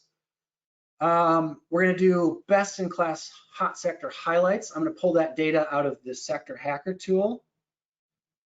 And that'll be like on the dashboard, like, hey, check this out. So we can do, really, this is about idea generation, right? We want to be finding, we want to be idea generating, checking it on the red line, blue line, looking at the options, putting on the trade if it makes sense. So we're going to do unusual options. Wait, what am I trying to say here? Unusual options option in the scanner. Oh, I think what I wrote here was we're going to just start exposing more info so you can filter it out. Like only show me unusual options for price to book less than 1, for example. Like I said, questions. Very happy to do a YouTube video. We'll throw it up in the members there into the dashboard. Anything you want me to address, red line, blue line, ideas, that kind of thing. Someone asked us for light mode, dark mode today. We're going to get that out. And then we're going to do alerts for unusual options. So you don't have to use the tool. You can just set up a very defined scan. I don't want to send you an email every day with a bunch of trash in it. So we'll set up something that forces you to make a definition of what you want to get alerted on for the unusual options. Last slide, a hint of something. Wealth generation from a risk way of using your common stock to make consistent gains. We'll talk about that later. My voice is about to give out. I'm going to leave it there. Anything you want me to comment on, Sean? Oh, so you're good, Eric. Thank you. Go rest your voice. So first of all, everybody, if you loved that, please jump in the chat real quick and say thank you, Eric, because I know a bunch of you were commenting. You know, you didn't expect this much in depth. You didn't expect this much training. You didn't think you were going to get this deep a dive into some expert stuff. I think a lot of you just expected fluff, and we wanted to give you much more than that. You guys are with us for 18 months. So I'm telling you, we are going to find that 5 cents, 7,000% gainer. It's going to happen. Okay, well, let's not make promises that we might not be able to keep exactly, but yes, we're going to find some awesome opportunities for you to consider. So some questions that came up overall. First of all, when will this replay be up? It'll be up. It's now about 9 o'clock in our time zone at night, so this will be up mid-morning tomorrow. So 13, 14 hours from now, this will be up, because we have people literally from all over the world that are on this now, from Asia, Europe, Australia, all over the US, wherever. I mean, we got everybody everywhere. So that way you can adjust that to your time zone. So it'll be up there, you can review it. Some people were kind of like, do we have training modules? Because there are people who literally just joined Trade Canary in like the last 24 hours. So they're like, oh my gosh, my head just exploded. We have training on all the modules and different things inside of Trade Canary. So you need to go and watch those. You probably need to watch them more than once, especially if you're new to investing. A lot of this stuff, you're going to be like, okay, like it doesn't make sense to me yet, and it will. Then the more you do it, the better. Okay. Now, one of the things I really want to caution you against is FOMO. Okay. FOMO, the fear of missing out. You're going to see stuff that Eric talks about, and he talked about how, hey, Brian, happened to buy at the right time, and the company got bought out, and he, doubled his money, right? So that happens, and that's awesome, and I'm glad for my partner and friend Brian. But you can't be like, oh my gosh, I have to jump on the next thing immediately, because maybe you're buying too soon. All right. One of the most important lessons you need to understand about investing is that you need to wait for the trade to come to you. Okay. We don't want this to be gambling. When we get on our investor mindset, we want to look at it coldly, calmly, and say, wow, does this represent what we feel ourselves, with all the information we have and our own research and study, is a good opportunity? And if we like it, hey, then we get started. Now, some of you have small accounts, some of you have big accounts. Even if you have a big account and you have not traded options before, done anything before, please start small, get your feet wet, get used to it. Because Eric talked about this earlier. Look, you're going to buy an option, and the next day something's going to happen sometimes, and it's going to go down substantially, and you're going to be like, oh my gosh, right? You have to get used to all of this and the emotion and everything else, so that then you can, as you're going along, build your portfolio, get smarter, make better decisions, Are you going to be wrong sometimes? Absolutely. Okay. We like to be more right than wrong. We also like to be more right, bigger than wrong. So, one of the things that we look at in most of our trading positions is going to be what we call asymmetrical trading. So asymmetrical trading is where, hey, we can limit our downside, right? We don't have to invest in something and watch it go to nothing if we don't want to. We could sell out when it's moving against us and say, hey, wasn't the right time to get into that, right? But we can let winners run. So just hypothetically, if I bought $100 stock and it just starts going in the toilet, I could dump out of it at 80, and yeah, I have a 20% loss, but I could also buy $100 stock and I watch it go to 120 and 150 and 180 and 200, and I can, keep following that up, and I don't have to cut that off, right? So I can have some smaller losers and bigger winners, and in the end, I'm a net bigger winner, right? So you got to keep this all in mind if you're just getting started. I know I can tell from some of the questions, some of you guys advanced, you've done tons of trades, thousands of option trades, you're eating up all the advanced stuff, and that's great. But for those of you that are new, every single person that ever first placed to trade is absolutely started where you are today. Okay. All of us, when we're like, hey, I don't know how to buy a stock. I don't know how to sell a stock. I don't know how to set up a trade. I don't know how to set up buy an option. I don't know how to do, right? Got all kinds of training and links to more training and for the different resources. And in terms of actually setting up a trade, whether it's to buy or sell a stock, an option, whatever broker you're using has helped support people. Their job is to know everything about that company and how to do that. So if you get stuck, whether you're trading in, through Thinkorswim or Charles Schwab or Robinhood or Interactive Brokers or wherever that may be, they have support people that will help you do that, okay? Because we can't possibly know how every individual broker works as much as we want to help you, but they have people to help you do that. So don't panic about that. But we've got a lot of training, a lot of information. If you've got questions, hit up support. I'm sure you've already seen, our support's very responsive. We are on US time. So if you're on the other side of the world, sometimes you're going to hit us right as we quit for the day and you got to wait for the next day, but we will get back to you. Sean, all of your support questions, comments, whatever, go into a support desk where you can see responses. In case you don't see a response, go check the help desk, because if the email got blocked, it's still archived in there and you can actually see that. Okay. So let me knock out a couple quick questions here. Caroline's asking, how do we set up red line, blue line, and TradingView? You don't have to. We built the software system for you to do that. You don't need to do that. Just go into our training and you're going to see that how to link in and be able to get into there Sean, it's all automated for you. Let me make just a couple comments quick, Sean, on some of these questions. Sure. So Ken Grow has asked, where do you anchor VWAP? This is 3-year. I think it's to 2020. The TOS chart setup, I actually exported mine. It's in the training area. I think it's under Thinkorswim, but you basically click a link and then you copy it. You can you can copy paste it into Thinkorswim, and you'll literally clone my whole setup. One more here. Oh, so as far as the Eric, hang on one second. But the other thing is, like, even with Thinkorswim, if you're like, hey, I can't find it, I can't do it, they have support people. Just be like, hey, how do I put VWAP on my chart in Thinkorswim? And they'll immediately be like, oh, go here, do this, click the gear that does the setup and be able to do it. So remember, they've got support people too, because you could spend years learning every nuance of Thinkorswim, but you don't need to. Now, Eric.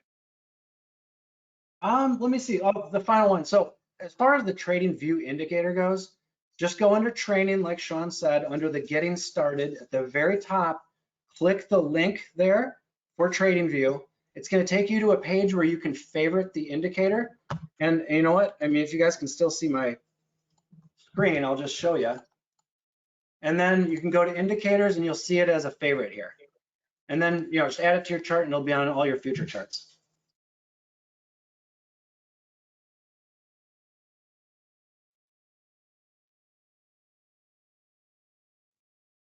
I'll leave it there, Sean. I'm done. Okay. Thank So you. somebody's Thank just asking, where are the trade recommendations?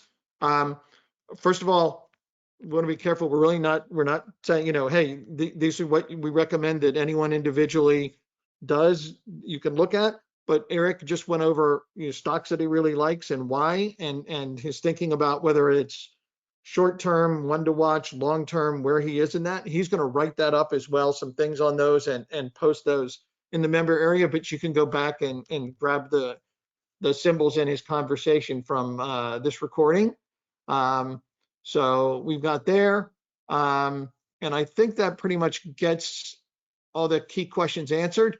We're going to wrap up because we've now dug into 2 hours and like 90% of you stuck with us. So I congratulate you on taking your investing futures very seriously and being here. We appreciate you being Trade Canary customers. We're excited to help you learn, grow, improve, and go forward with your investing future and help you to be super smart and be able to do that. And we're going to wrap this up, but we will see you on future calls. And again, you get stuck, you have something, hit us up, and not that we don't want to help you, but anything that you hit when you're inside a broker, inside of Thinkorswim, hit up their support team because they're going to answer you literally on the fly. A lot of them have live chat support, so you can get answers without having to wait for anything else. So let's go out. Let's let the trades come to us. And we thank you again for being here.